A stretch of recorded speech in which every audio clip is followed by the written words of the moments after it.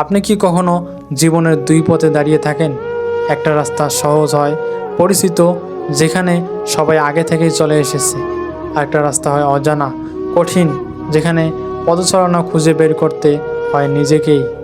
জীবনে আমাদের প্রতিটি সিদ্ধান্ত ঠিক এই মুহূর্তের মতো। কোন পথে এগোবেন সেটা ঠিক করা আমাদের হাতে।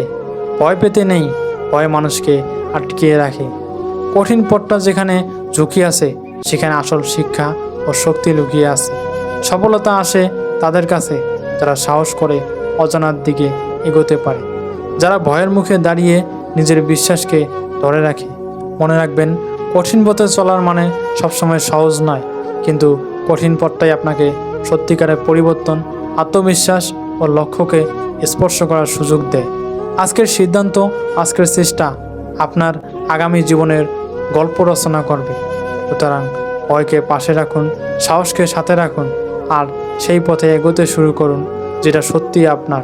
কারণ যে পথ আপনি নিজের চেতনায়, নিজের বিশ্বাসে বেছে নেবেন, সেই পথেই আপনাকে আপনার স্বপ্নের কাছে পৌঁছে দেবে।